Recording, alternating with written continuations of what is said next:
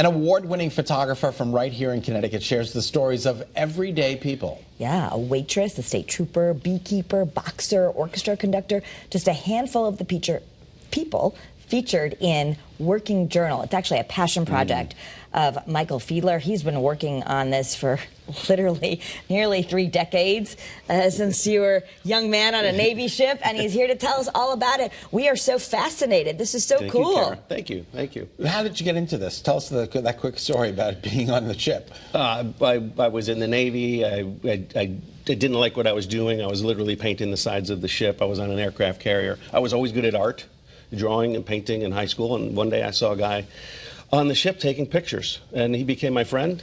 He taught me how to take pictures, and he says every 6 months they give a test. I took the test, and then I became a Navy photographer on the aircraft carrier. Wow. So it was cool. And the Eisenhower. Yeah, that's Eisenhower. Remarkable. Well, Yeah. what I think is so interesting is it's amazing. But so what I think is so interesting is you take pictures of people in their element, in their habitat, regular people, and then you want them to write in their own handwriting, which is incredible. Well, how they feel about their job, how they feel about what they're doing, like their real story about what they're doing while they work. Yeah, what it is I'm fascinated by people's handwriting. I started a diary when I was on the ship. All right. That your mother gave My to you. mom gave me a diary, and I haven't missed a day in 36 years. Wow. That is remarkable. 100 volumes. It's over 20 Do you ever million go back and read? Yeah, I do. You do? Can you read your own handwriting? It used to be a lot worse, but it got better. Okay. But it gave me the idea, when I photographed people, to have them tell their story in their own handwriting. Right. So I had this little diary with me, and after the Navy I was in newspapers, Connecticut Post, Waterbury Republican, and I would have people write what they did in this little book.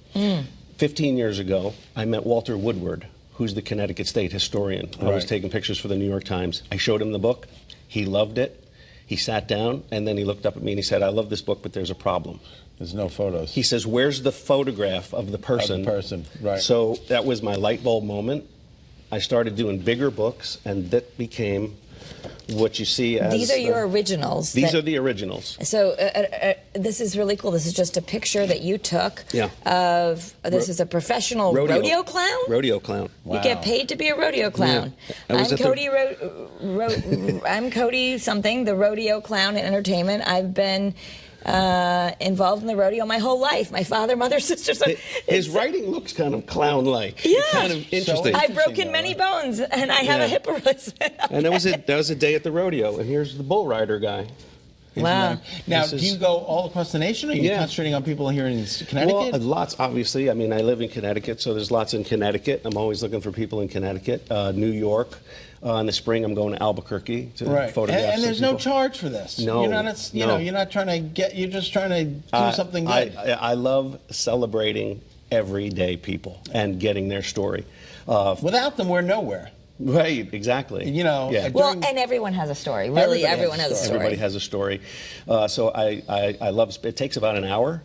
I spend it. Here's the thing: most people are not used to being photographed at their work. Right. It's an unusual experience. It's an unusual request. Yeah, except us. We're not. You don't want to do us because we're boring. You're like tired. You're like tired of being on TV. But everyday people are interesting. They create the fabric of our communities. The barista that you go in the morning, the dry cleaner, the guy that fixes your car.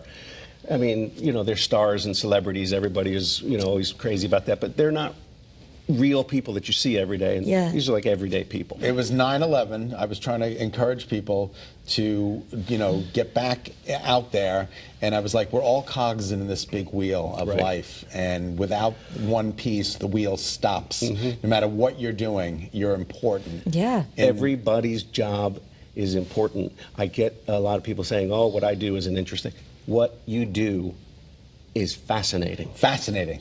To me. I think it's fascinating. I love it. And I'll go out. So how does somebody get you? You can go to your website and working-journal.com. Working-journal.com. Or your Instagram, the at The Instagram is the Working best because Journal. I put everything on my Instagram. It's Okay. the name of the book, The Working Journal. So, you know, you might not, everyday people might not think they're interesting, but you could also nominate your loved one and they might be a great... Anybody. Yeah. And like I said, there's no charge. You get in the book. There might be a published book in the fall, and I give you the picture for free. And we can get this book book. This is the beautiful finish. We can get that right at your website. Working-journal.com. We got to go, but do you ever take a picture of yourself and write something No, down? I'm just camera shy. Stop it. We're going to take your picture, and you have to leave your handwriting. Exactly.